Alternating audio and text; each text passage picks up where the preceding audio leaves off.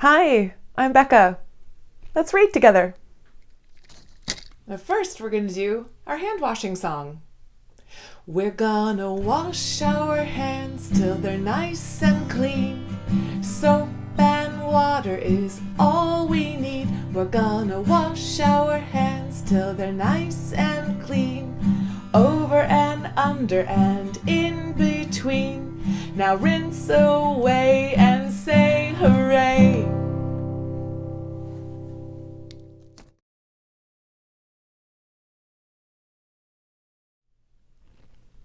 Corduroy by Freeman.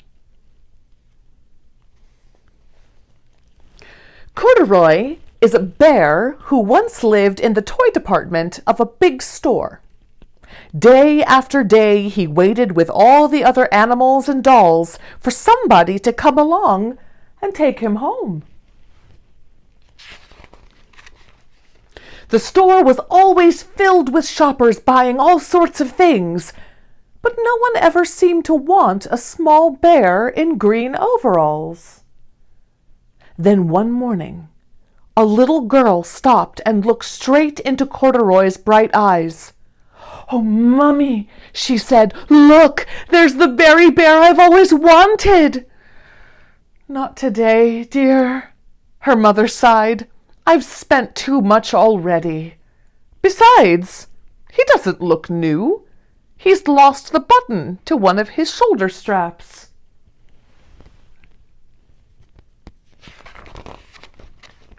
Corduroy watched them sadly as they walked away. "I didn't know I'd lost a button," he said to himself.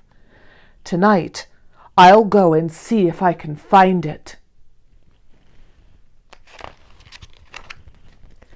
Late that evening, when all the shoppers had gone and the doors were shut and locked, Corduroy climbed carefully down from his shelf and began searching everywhere on the floor for his lost button. Suddenly he felt the floor moving under him. Quite by accident he had stepped onto an escalator, and up he went. Could this be a mountain? He wondered. I think I've always wanted to climb a mountain. He stepped off the escalator as it reached the next floor, and there, before his eyes, was a most amazing sight. Tables and chairs and lamps and sofas and rows of beds. "This must be a palace," Corduroy gasped. "I guess I've always wanted to live in a palace."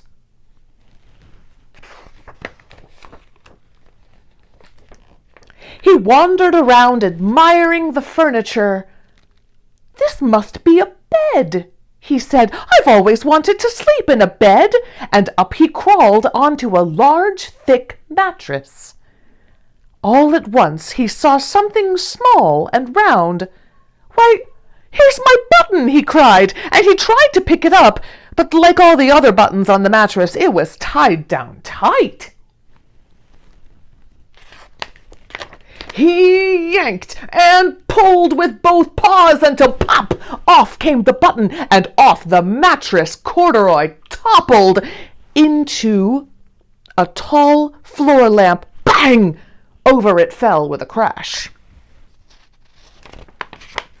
Corduroy didn't know it, but there was someone else awake in the store.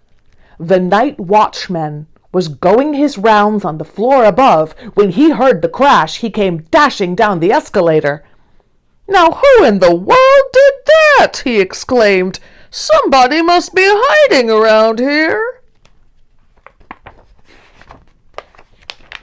He flashed his light under and over sofas and beds until he came to the biggest bed of all, and there he saw two fuzzy brown ears sticking up from under the cover. "Hello," he said. "How did you get upstairs?" The watchman tucked Corduroy under his arm and carried him down the escalator and set him on the shelf in the toy department with the other animals and dolls.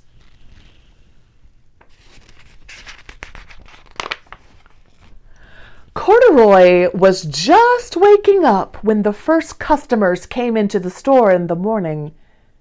And there, looking at him with a wide, warm smile, was the same little girl he'd seen only the day before.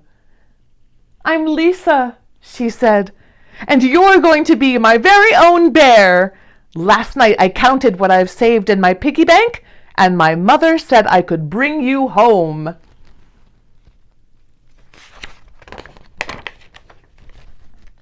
"Shall I put him in a box for you?" the saleslady asked. "Oh, no thank you," Lisa answered, and she carried Corduroy home in her arms. She ran all the way up 4 flights of stairs into her family's apartment and straight to her own room.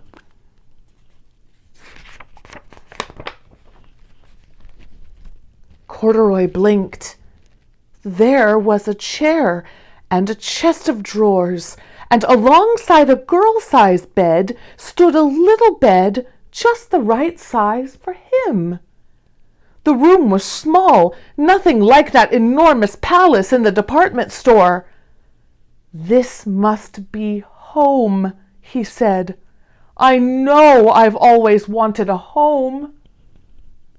Lisa sat down with Corduroy on her lap and began to sew a button on his overalls. "I like you the way you are," she said, "but you'll be more comfortable with your shoulder strap fastened."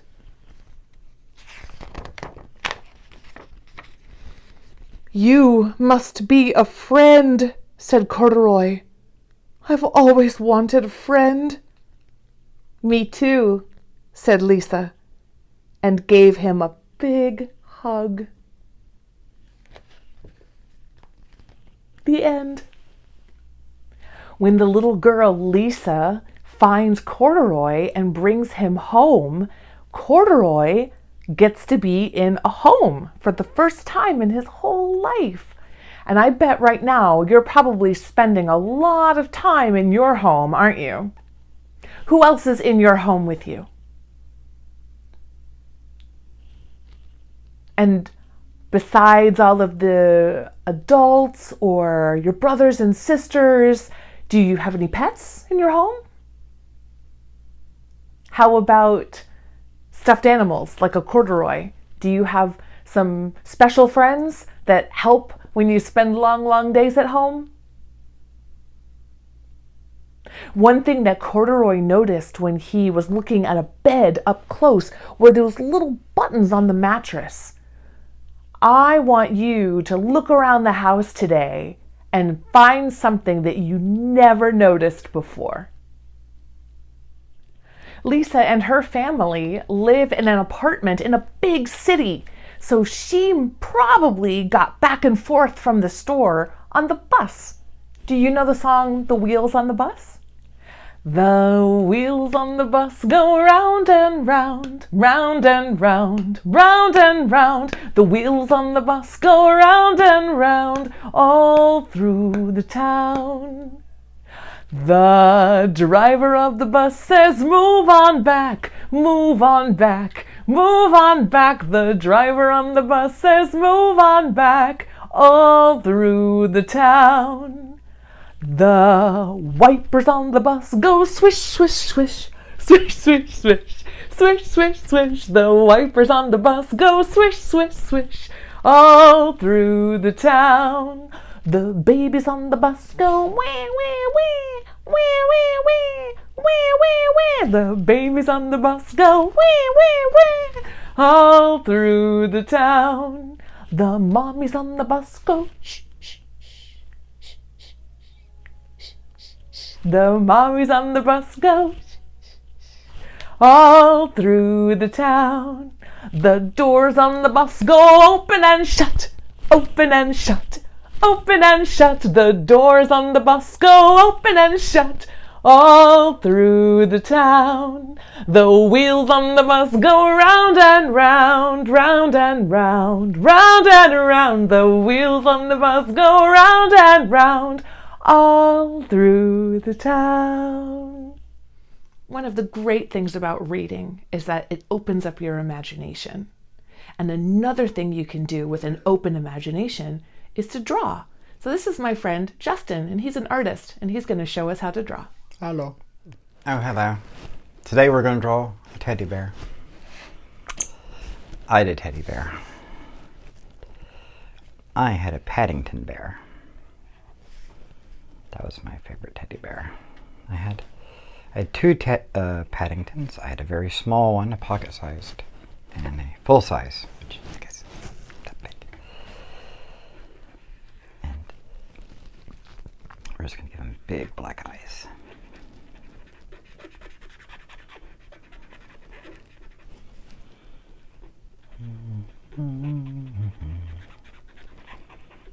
And I remember Paddington, he liked marmalade. But that was my favorite bear. I still have it, my Paddington. Doesn't have his coat anymore. Or his hat.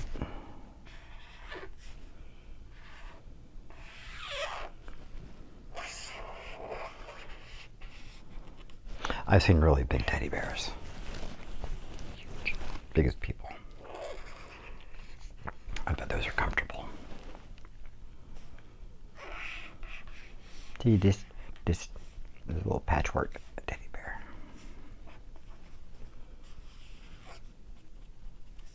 Because it's so loved. It's been put back together several times. It's so loved. Look how full its belly is. Yum, yum, yum.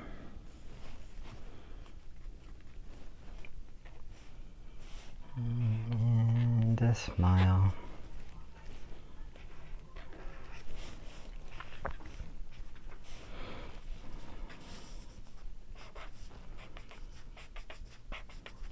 And dirty feet because it runs around barefoot all the time because it's a bear.